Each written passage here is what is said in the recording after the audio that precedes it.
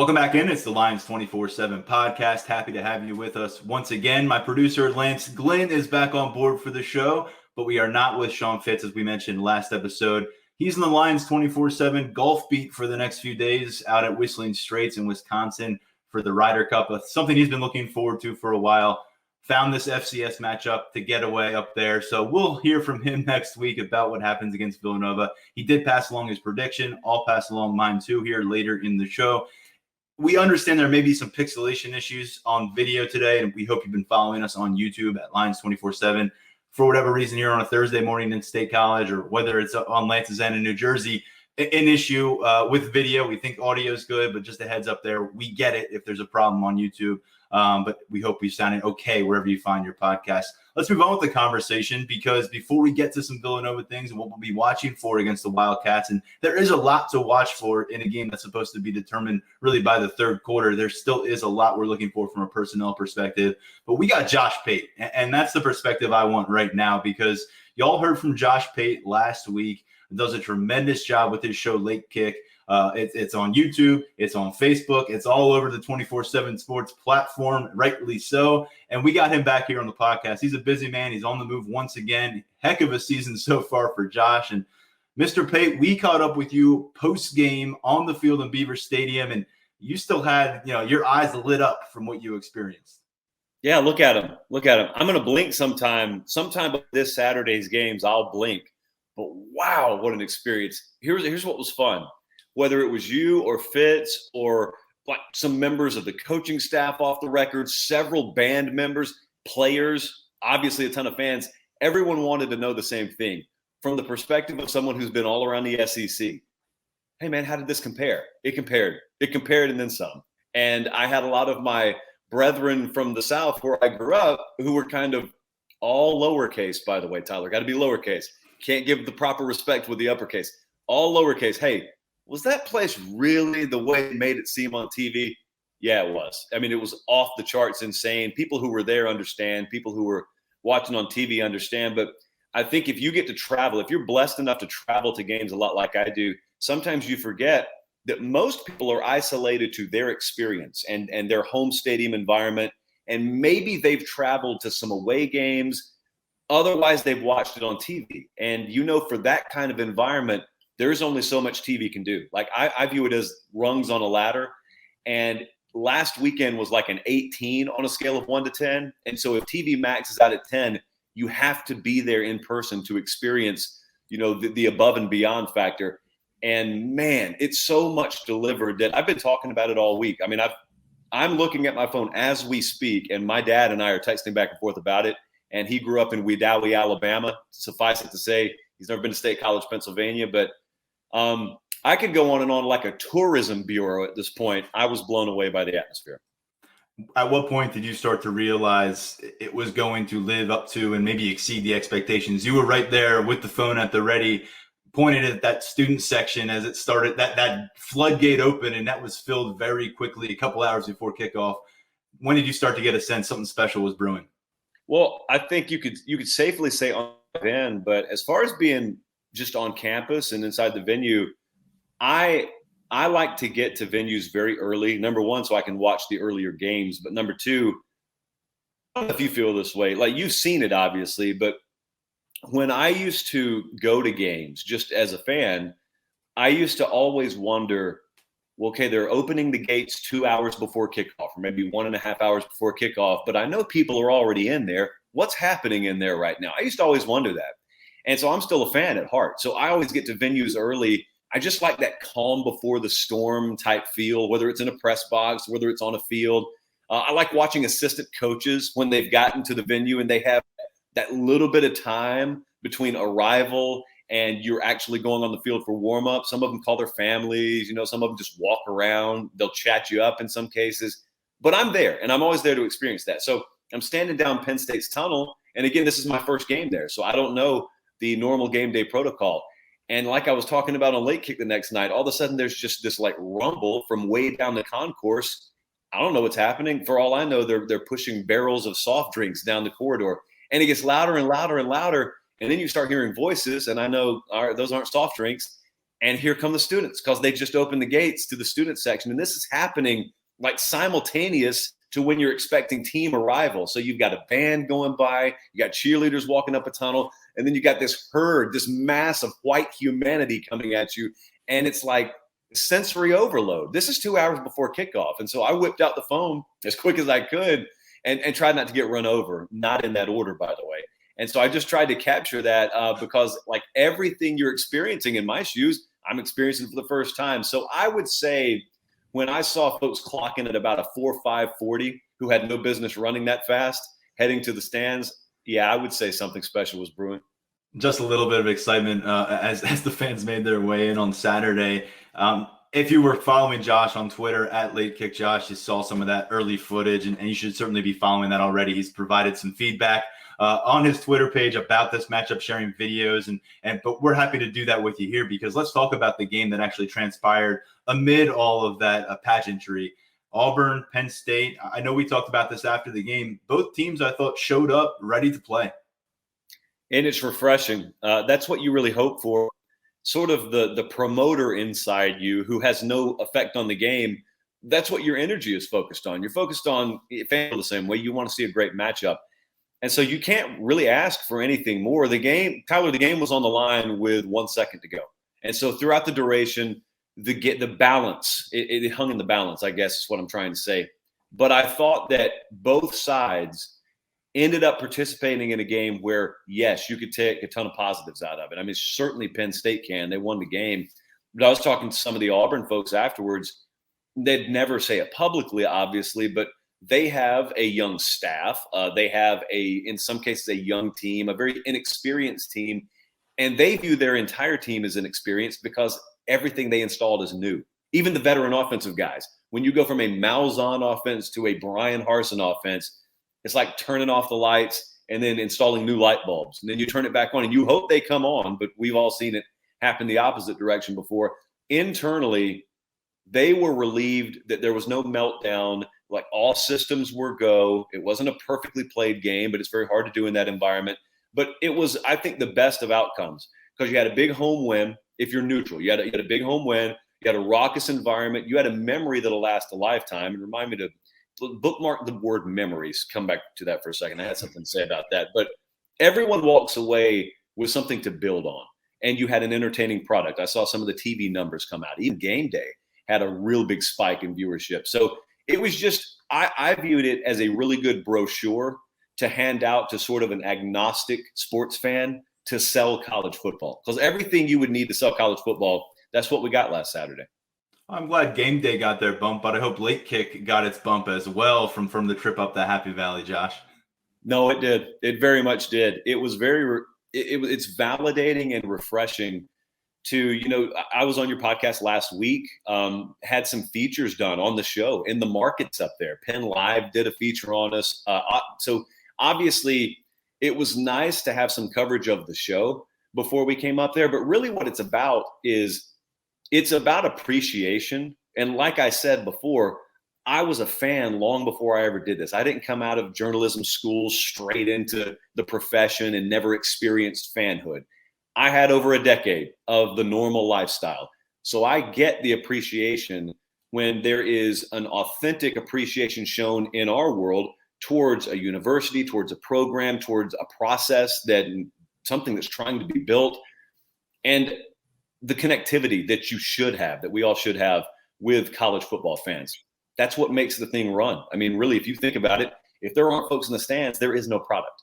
And so the game revolves around the players and the coaches, but it's built really for the fans.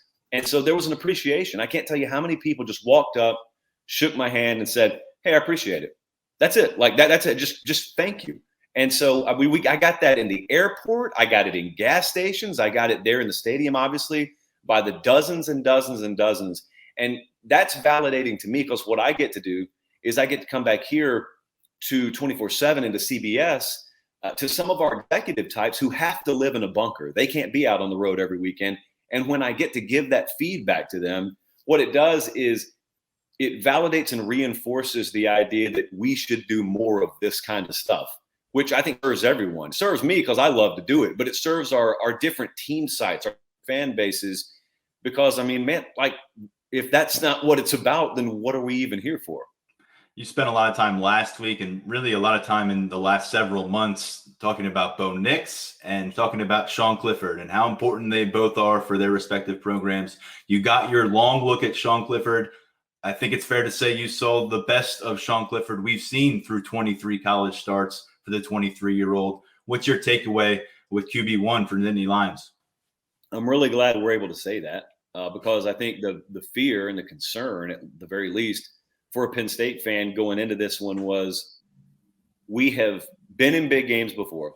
We have led up to big games before. And how many times at this point in his career have the words, well, Sean Clifford has to show up, come out of our mouths? And there have been times where, to be honest, it hasn't happened and he hasn't delivered. And maybe it's not all on him, but we have not gotten the result that we want. So I've got a thing on Late Kick that I call a padlock stat. And that's just, if I showed it to you on Friday, that alone would probably tell you how the game's going to go. And Tyler, we didn't talk Friday, but we talked last week. If we were to have known last week that 28 of 32 was going to be his stat line, like if you told me he only had 4 incompletions, I honestly would have thought that means he's going to go 6 for 10 and get knocked out of the game. I never in my wildest dreams would have envisioned 28 of 32 against a really good secondary, a really opportunistic secondary, but they did not get pressure on him. I think it was the third down play on the first series where he stood back there and had time to write a letter to his mom if he wanted to.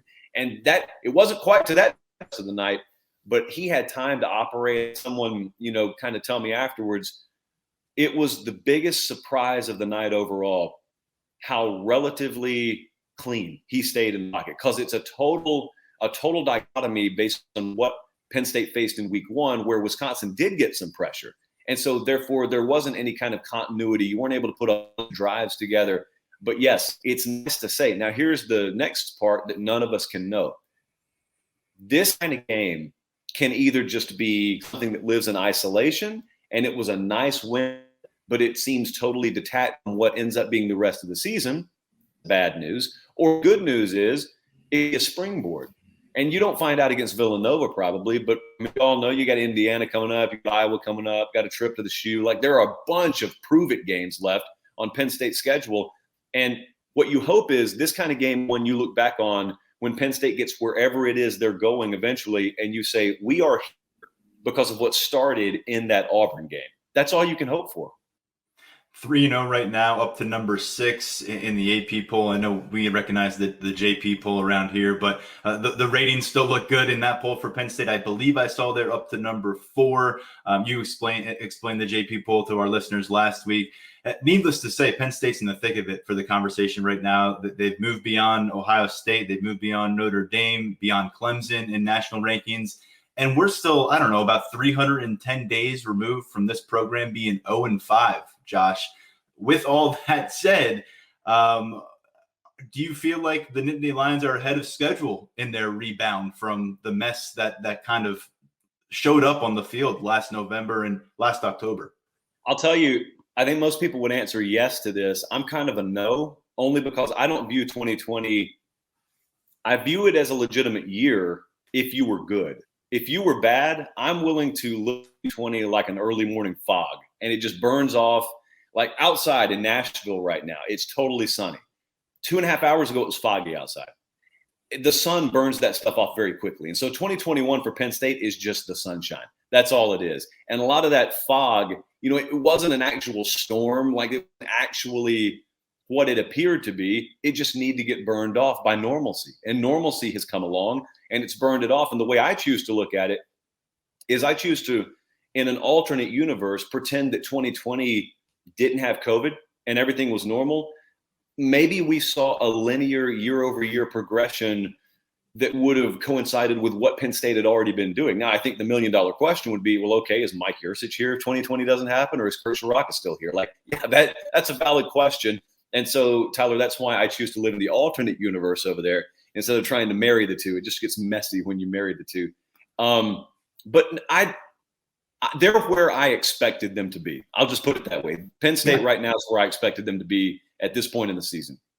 And James Franklin is really embracing your idea of putting 2020 in a box and burying it in the backyard, because that is exactly the approach. And he gets asked on a weekly basis, as you can imagine, can you please compare this to what happened in 2020? He's not really having it with that question anymore. He wants to focus on the body of work over the previous 7 seasons rather than last year.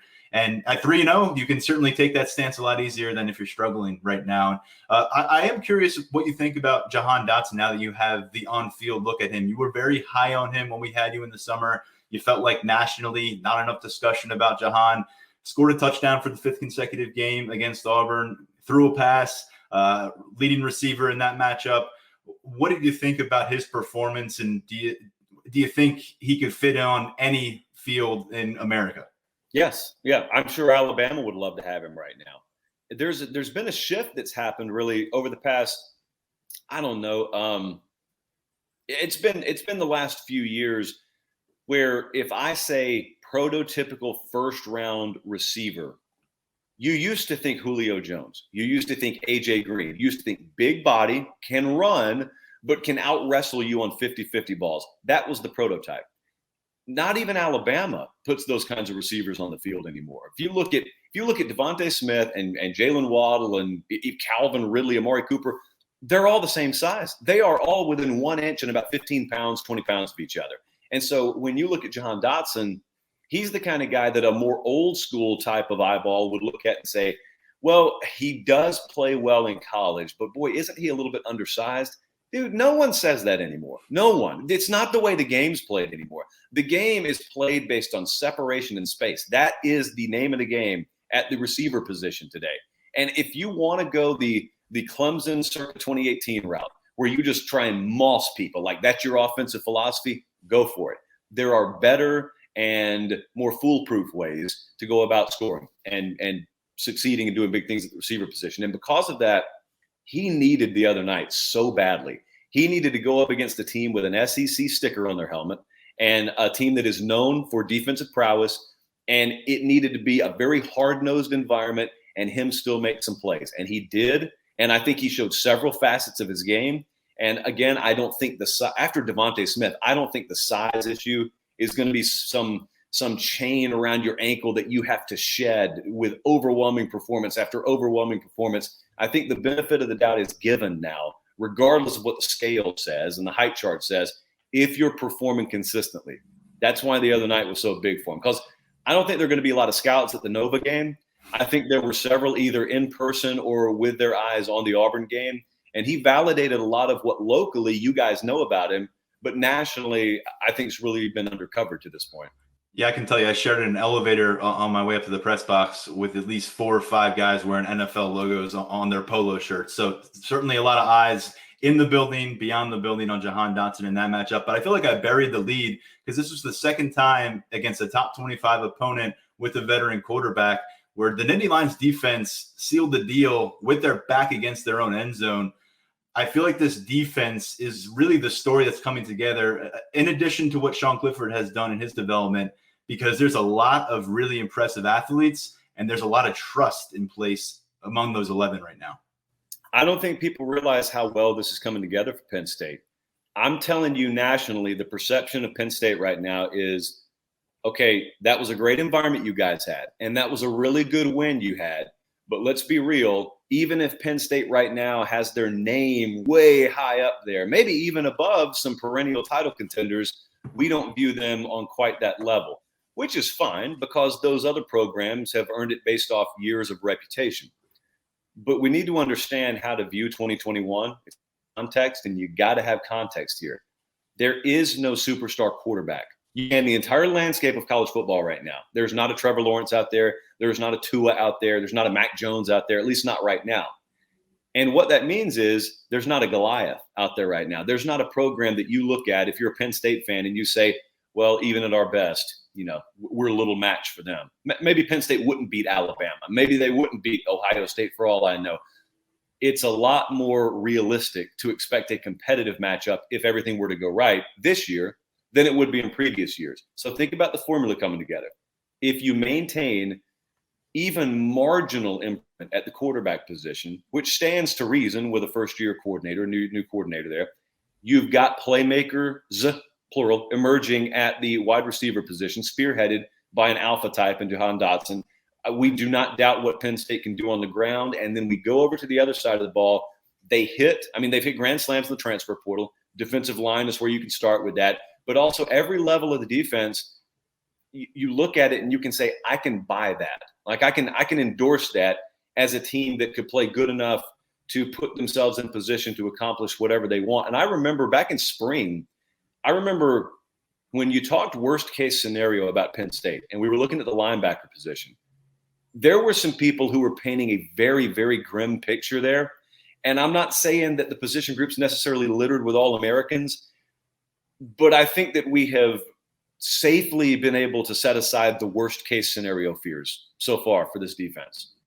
No, completely agree with that. And that's an area where you're getting a better play. And like you said, in all three phases, there's something you can point to that you really like. And there's just not a lot of holes right now defensively for Penn State. I think there's still some concerns on the offensive line. They got to get the ground going with more consistency, some more playmakers in the pass game. But to your point, a foundation is set, and there's a lot of teams that are playing catch up at the quarterback position right now. And let me dive into the Big Ten with you, because our colleague Brandon Marcello did a national look this week on contenders versus pretenders through 3 weeks. A tough task right now in September. Who is a contender in your mind right now in the Big Ten? I think you're on board with Penn State, but who else is there? Well, Ohio State's there. Iowa's there, obviously. Wisconsin's there. Penn State's there. Michigan State, surprisingly, appears to be there. I'm almost having trouble definitively leaving teams out, only because, like, if we're talking about contender, we're talking about someone with a shot. And right now, Tyler, there are several teams that we could put on the field with Ohio State if the game happened this week, where you and I would look and say, would I favor them? No. Do they have a shot? Absolutely they do. Because we've seen a multi-game sample size now, Ohio State, where they have screamed to you, we're vulnerable. And the hallmark of good teams is they improve throughout the year. So maybe this is not the same things we're talking about in December, but right now is right now. And so Maryland's undefeated right now. Like, if they beat Kent State this weekend, that is undefeated Maryland against, I guess, undefeated Iowa next Friday night in Maryland. Like, that's a standalone game. I don't think many people were painting that as part of the highlight package of Week 5 college football 2021. So it's a really good start. You're hitting the quarter pole. It's a really good start. I think a lot of people don't view it as good because they think, well, if Ohio State's not good, then the Big Ten can't be good. No. If Ohio State's not good, Ohio State's not good. That's starts and ends. There are several other brand names up here. Here's how good it is right now. I didn't even mention Michigan, and they look as good as they have in several years. So, yeah, it's encouraging right now. I mean, I would write off Minnesota. I mean, just as soon as you think, well, one loss and they're done, well, they go thrash Colorado 30-0 on the road. You're not supposed to be able to win on the road, by the way. I don't know if anyone's ever told anyone. It's just forbidden. You can't be going on the road and winning in college football. So it's interesting. It's very interesting to watch right now. Well, Penn State has the opening win on the road at Wisconsin. They're ranked 18th right now. Auburn's still ranked 23rd coming off of that loss. And here's what they have ahead of them. I won't read you the whole schedule, but here are the ones that stand out in terms of hurdles for Penn State to get where they want to be. At number 5, Iowa on October 9th. At number 10, Ohio State on October 30th. Home against Michigan, who's number 19 right now, on November 13th. And then Michigan State, that's a trip to East Lansing, Thanksgiving weekend. They're number 20 right now. Penn State's going to get to be in consideration that first week of December or get their way to Indianapolis. Man, they're going to have to earn it, Josh. They sure are. Is that the toughest schedule in the Big Ten remaining? I mean, I don't have everybody's schedule, but I have a hard time imagining like something like this where you've got 2 trips in a span of 3 weeks to a top 10 program within your conference. And then you got those Michigan squads who are on the up and up compared to where they've been lately, both to handle in November. Yeah, I have a hard time. I'll say this. I have a hard time viewing the eventual Big Ten champion not being a part of that Final Four. And so I know that history has ingrained in our minds, you have to look at that playoff picture through the lens of win or you're out. And I just don't – I think we may have a 2-loss team in that field this year, much less of one losses are certain at this point. You could have a 2-loss team in there. And so I don't believe in talking about the playoff in September anyway, but I know it's always in the back of a fan base's mind when you start getting into territory you hadn't been in a little while. I would just take solace, if you're a Penn State fan or if you're an Ohio State fan or anyone else, in the fact that this year is very atypical relative to the last few. Just take care of your business enough. You don't have to walk the tightrope on the 100th floor and one slip and you're done. That's not the way it's going to be this year. This is the kind of college football season that we used to have more often than not.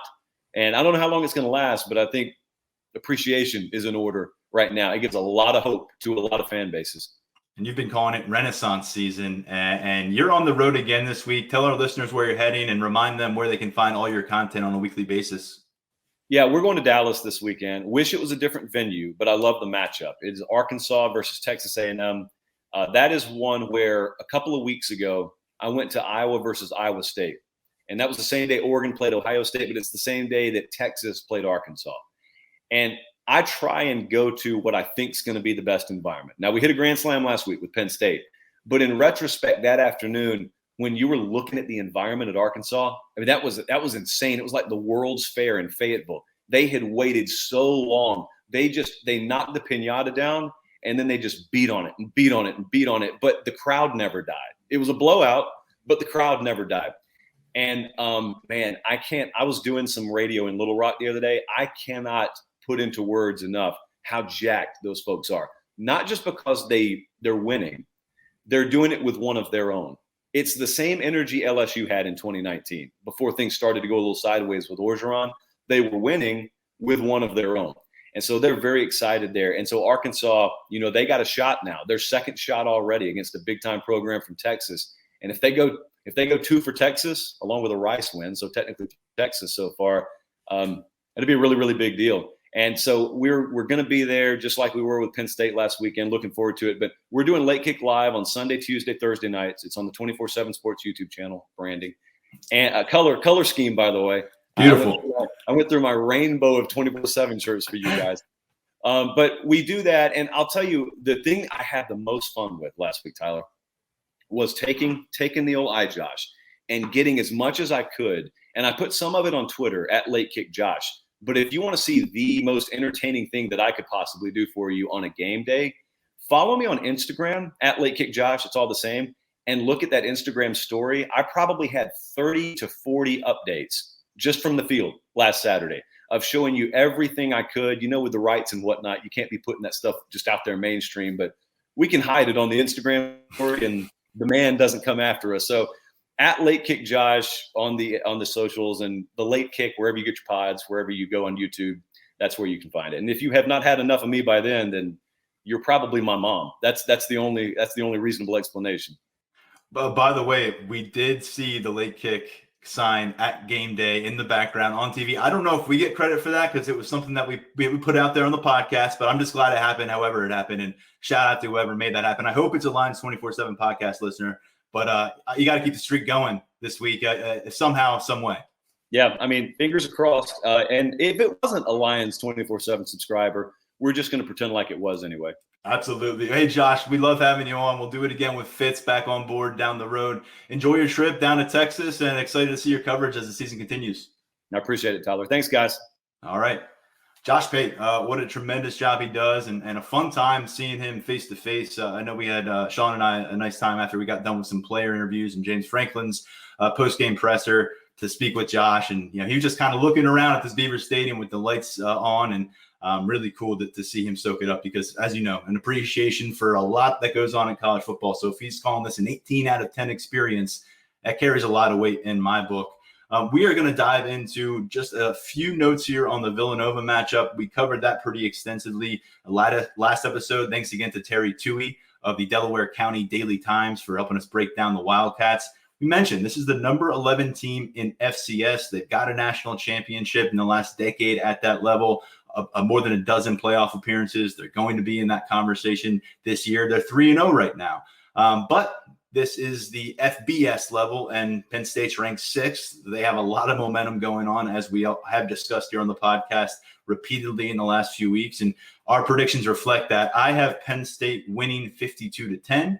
Sean Fitz, I think he sent me this one from the tarmac, has Penn State winning 45-7. So both anticipating a matchup that the Nittany Lions have under control in the second half, and you can start to focus in on being 4-0 and start to focus in on playing Indiana and getting started with those 8 consecutive Big Ten matchups. But before you shift that focus, if the score gets out of hand and it's the third quarter, maybe hold off before you turn off the TV and go do the leaves. Here, I'm giving you an excuse not to go rake those leaves. Stick around for the second half and watch what Penn State does from a personnel standpoint. We have an opportunity here to really evaluate some depth. The Penn State staff's going to be taking a long look, I think, at some of the tape in that second half to see who was up to the experience and who maybe needs to be tucked away to the practice field and the scout team for the rest of this season. It's really important to develop at that age some tangible evidence on the field, and you'll see some guys get some opportunities. I think the conversation starts with Taquan Roberson. Clearly has not had a lot of live action through 3 years on campus. We saw him play a bit at Ball State. First completion at the college level, pretty good. A touchdown pass to Theo Johnson. Want to see a lot more from Roberson. I want to see a lot of series from Roberson. I think he got in for just one possession last time around because of how the game played out against Ball State. But Roberson right now, I think, 4, 5, 6 possessions, get him some opportunities to take some hits, to throw the ball. I know the score might be out of hand. People kind of get rubbed the wrong way when you're throwing the ball and you're up by a bunch, but it's important for developmental purposes to do that in a game like this. So I think regardless of the score, you want to see Roberson surveying downfield, connecting with his receivers. Who will those receivers be by that point? I think that's another question to ask. We've seen a lot of the starters at receiver, Keandre Lambert-Smith, Parker Washington, Jahan Dotson, a little bit of Cam Sullivan-Brown, a little bit of Winston Eubanks, a little bit of Marquise Wilson. We're going to see a lot more of other faces. The other 3 I mentioned, those non-starters, look for them. Maybe we get a longer look at Marquise Wilson playing some wide receiver, a chance to make some plays against FCS defenders. He's the kind of guy who could take one the distance if he can make a man miss. Additionally, at running back right now, what are we going to see? Noah King, you don't think we see much of him. Kevon Lee, there's a lot to prove right now. He's got to get some momentum rolling ahead of the Big Ten schedule. Not a pretty performance for him the last these top 25 matchups. And, quite frankly, it's because the ball hit the ground last week. We didn't get to see any of him after the first quarter touching the ball. So you want to see that ball security in a good spot. And I think you just want to see Kevon Lee get into a bit of a groove on the ground, moving toward a Big Ten play, because you will need him, and he has flashed considerable talent just as recently as a couple weeks ago against Ball State. Quite frankly, he flashed a bit on the field last Saturday. Additionally, I think at running back, does Devin Ford factor in a bit more? Does he get some carries and some touches? He's been relegated to kick returner with John Lovett coming back, and that leads you to wonder, can John Lovett get a bulk of carries here? Can he get 10 to 12 touches or more after getting 3 of them last week against Auburn? You want to start to get his feet underneath him here as a member of your football program.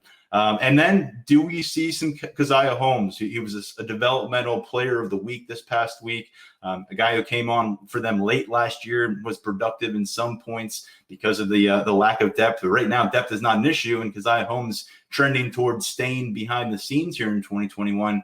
Him, Tank Smith, circle Tank Smith's name right now for this preview, because Tank Smith is exactly the kind of guy that you could see coming in for a goal line situation late, breaking a few tackles, and getting the crowd going crazy, even though the game's out of hand. It's emptied out a bit in Beaver Stadium.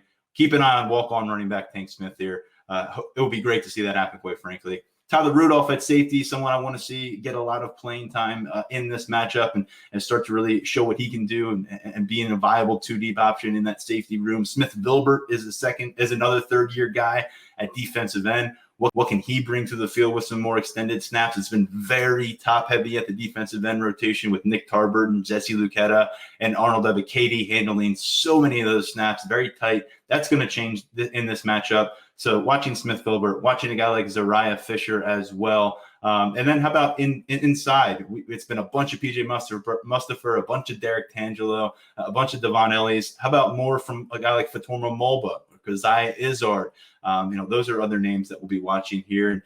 Kalen King, Kobe King, Jamari Budden, Jalen Reed, some of the freshmen who you may see in action here. I think that it's probably fair to say we expect to see those guys in action. Landon Tengwall on the offensive front, someone to keep an eye on as well. And then at wide receiver, Harrison Wallace, Liam Clifford. It feels like this is a game where they could step up, get a chance to run out in the field and maybe catch some passes and start to get themselves maybe a launch pad for conference play, because the door is wide open right now beyond that starting group at wide receiver.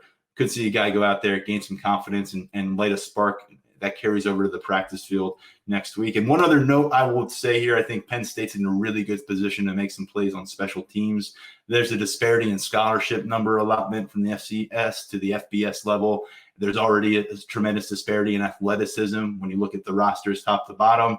And I think that could translate into some opportunities in the return game for Penn State, really getting after kicks as well.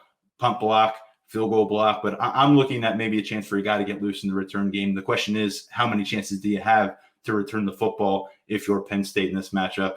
Again, 52-10 on my end. Sean's got 45-7 Penn State as well. So we will be back with a post-game show on Saturday, breaking it down. It could be a lot earlier than the 3 a.m. show we recorded last weekend, which is going to be really nice. When we come out of Beaver Stadium, after we talk to players and hear from James Franklin, we'll let you know what we thought about that matchup against Villanova, and then turning the attention next week into Big Ten conference play. That's all it's going to be moving forward for the next couple months, beginning with Indiana back in Beaver Stadium next Saturday night. But we'll focus on this one, and we'll get to it on Saturday. Follow our coverage at Lions247.com along the way. I'm Tyler Donahue. Big thanks to Josh Pate for joining us for a second consecutive week. To our producer, Lance Glynn. Be sure to subscribe on YouTube at Lions247 and drop your 5-star mailbag question on Apple Podcasts. We'll talk to you real soon right here on the Lions247 podcast.